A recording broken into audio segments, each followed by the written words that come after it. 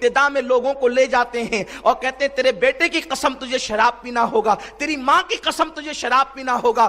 یاد رکھیں میں نے بہت بڑی بات کہی ہے کہ معاذ اللہ اگر کوئی کہے تجھے اللہ کی قسم ہے شراب پی لے تو تو نے کہنا ہے تو جس اللہ کی قسم دے کر کے مجھے شراب پلا رہا ہے اسی اللہ نے مجھے منع کیا ہے۔ یا ایھا الذین آمنوا انما الخمر والمیسر والانصاب والازلام رجس من عمل الشیطان فاجتنبوا لعلکم تفلحون، کہ ایمان والو شراب سے اور جو ہے وہ جوے سے بچو، اور شیطانی کام ہے یہ، اللہ اکبر، بت پرستی سے بچو، پاسا کرنے سے بچو۔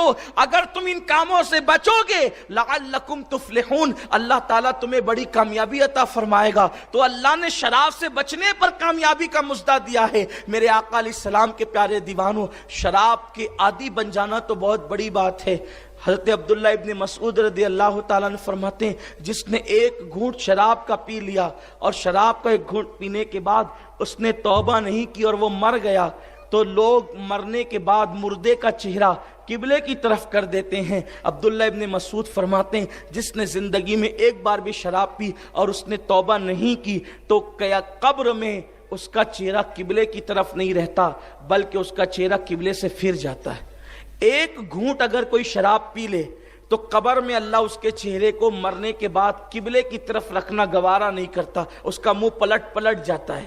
عبداللہ ابن مسعود کہتے ہیں اگر میری بات پہ یقین نہیں آئے تو کسی ایک بار شراب پینے والے کو قبر میں دفن کر دو اور اس کے بعد مجھے ایک کمرے میں قید کر دو اور اس کے بعد پھر قبر کھول کر کے دیکھو، اگر اس کا چہرہ قبلے سے پھرا ہوا نہ ملے تو عبداللہ ابن مسعود کو پھانسی دے دینا۔ یعنی آپ نے اہمیت بتائی کہ دیکھو کتنی اہم چیز ہے یہ کہ ایک گھونٹ اگر کوئی شراب کا پیے اللہ اس سے اتنا ناراض ہوتا ہے اگر وہ توبہ نہ کرے کہ اس کا چہرہ مرنے کے بعد قبلے کی طرف قبر میں نہیں رہتا بلکہ پھیر دیا جاتا ہے۔ تو جس کا چہرہ قبلے کی طرف قدرت کو گوارا نہیں اس کا جنت میں آنا قدرت کو کیسے گوارا ہوگا۔ لیکن آج یہ ہے کہ میری پسند کے ہیرو نے شراب پیا تو میں بھی اس اسٹائل میں شراب پیوں گا۔ آپ سے پوچھنا چاہتا ہوں، میں آپ سے پوچھنا چاہتا ہوں، ہیرو جس شراب کی نمائش کر رہا ہے یا اس کا ایڈورٹائز کر رہا ہے وہ چیز استعمال کبھی نہیں کرتے جس کا وہ ایڈورٹائز کرتے ہیں، جس کا وہ تشہیر کرتے ہیں۔ انہیں پتا ہے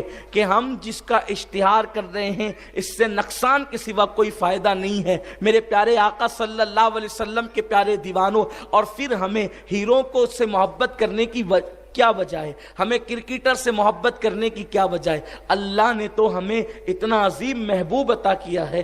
بات اگر آئی ہے تو عرض کروں، آپ نے حدیث پاک ابھی مجھ سے سنی ہے کہ قیامت کے دن جہنم کی آگ کے شرارے جب اٹھتے ہوئے انبیاء دیکھیں گے تو ابراہیم خلیل بالکل واضح لفظوں میں کہیں گے آج میں کسی کے لیے کچھ نہیں مانگتا، آج میں صرف اپنے لیے مانگتا ہوں۔ موسیٰ کہیں گے اللہ میں آج کسی کے لیے کچھ نہیں مانگتا، آج میں صرف اپنے لیے مانگتا ہوں۔ عیسیٰ علیہ السلام کہیں گے میں اپنی ماں کے لیے بھی کچھ نہیں مانگتا، آج صرف میں اپنے لیے مانگتا ہوں۔ یہ منظر لوگ دیکھ رہے ہوں گے، اس وقت ایک ایسی ذات کو بھی دیکھا جائے گا، وہ ذات کہے گی اللہ میں اپنے لیے کچھ نہیں مانگتا، آج تو میں اپنی امت کے لیے جنت کا سوال کرتا ہوں۔ جس رسول کی شان یہ ہو، آپ غور کریں اور انبیاء میں اور ہمارے نبی میں کتنا فرق ہے، امام الانبیاء میں اور انبیاء کرام میں کتنا فرق ہے۔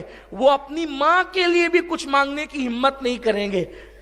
کون سی ماں جس کو قرآن نے بتول کہا؟ کون سی ماں جس کے حجرے میں بغیر موسم کے پھل آئے؟ کون سی ماں جو کنواری تھی، بچہ پیدا کرنے کے بعد بھی کنواری رہی، جسے دنیا مریم کہتی ہے، مریم بنت عمران کہتی ہے؟ آپ مجھے بتائیں ایسی ماں کے لیے عیسیٰ کچھ مانگے نہ مانگے اور حضور علیہ السلام کہیں رب حبلی امتی، میری امت کو بخش دے۔ اس امت میں کون لوگ ہیں؟ زناکار بھی ہے، جوا کرنے کھیلنے والے بھی ہے، شراب پینے والے بھی ہے۔ آپ بتائیں جو رسول قیامت میں اپنے لیے کچھ نہ مانگے اور امت کے لیے مانگے۔ آج یہ امت کہہ رہی کہ ہم کرکٹر سے محبت کریں گے، آج یہ امت کہہ رہی ہے ہم ہیرو سے محبت کریں گے، آج یہ امت کہہ رہی ہے ہم گناہوں سے محبت کریں گے۔ آپ مجھے بتائیں ظالم و محبوب کا حق تھا یہی، عشق کے بدلے عداوت کیجئے؟ سوچو تو صحیح، آخر ہم کہاں جا رہے ہیں، کس راستے پہ جا رہے ہیں؟ اور ایک بات یاد رکھنا، آپ جس راستے پہ جا رہے ہو آپ کے بچے آپ کے پیچھے ہی آئیں گے. یہ مت سمجھنا کہ آپ جس راستے پہ جا رہے ہو آپ کے بچے کسی اور راستے پر جائیں گے. یہ بات بہت خاص خیال رکھنا. جس کا باپ بیڑی نہیں پیتا اس کے بچے بھی بیڑی نہیں پیتے عام طور پر، لیکن جس کا باپ بیڑی پیتا ہے اس کے بچے بچپن میں کاغذ کی بیڑیاں بنا کر کے باپ کی نقل کرتے ہیں. بہت خیال رکھنا، جس راہ پر تم جا رہے ہو اسی راستے پر تمہارے بچے فوراً چلیں گے. بچے باپ کی نقل کرتے ہیں، بچے ماں کی نقل کرتے ہیں. اگر تم شراب کی طرف جا رہے ہو اس کا مطلب تم اپنے بچے کو بھی شرابی بناؤ گے. اگر تم فلم کی طرف جا رہے ہو اس کا مطلب تم اپنے بچوں کو بھی فلم دیکھنے والا بناؤ گے. اگر آج تم جوئے کے اڈوں پر تاش کے پتوں پہ جا رہے ہو اس کا مطلب تم اپنے بچوں کو بھی تاش کھیلنے والا اور جوا کھیلنے والا بناؤ گے. آج تو تم کو اس کا احساس نہیں ہوگا، تم کھلے طور پر کرو گے، تمہارا بچہ چھپے طور پہ کرے گا جب تم بڑھاپے کی منزل پہ پہنچ جاؤ گے. لیکن جب وہ کھلے طور پہ شراب کی بوتل ہاتھ میں لے کر گھر میں آئے گا اس دن تم کو احساس ہوگا میں نے برا کیا. لیکن وہ احساس اس وقت کچھ نہیں کر سکتا، اس وقت کا پچھتانا تمہارا ماحول بدل نہیں سکتا. اس وقت سوائے حسرت، ندامت اور پریشانی کی آپ کے ہاتھ میں کچھ نہیں آئے گا. اس لیے اگر تم اپنے گھروں کا ماحول تبدیل کرنا چاہتے ہو مسلمانوں تم کو خود کو بدلنا ہوگا، تمہیں خود کے اندر انقلاب پیدا کرنا ہوگا. یاد رکھنا جس نے پوری زندگی اللہ کو گناہ کر کے اذیت پہنچائی، رسول پاک کا دل دکھایا، وہ بندہ کبھی بھی سرخ رو اور کامیاب نہیں ہو سکتا. اللہ کے حبیب صلی اللہ علیہ وسلم فرماتے ہیں کہ جو جنت کی خوشبو بھی نہ سونگھے گا وہ بندہ ہوگا جو ہمیشہ شراب پینے کا عادی ہے. کاش نشے سے، شراب سے میری قوم کے نوجوان توبہ کرتے. اور آقا صلی اللہ علیہ وسلم فرماتے ہیں دوسرا بدبخت وہ ہے، کم بخت وہ ہے جس کو اللہ جنت کی خوشبو سے بھی محروم کر دے گا.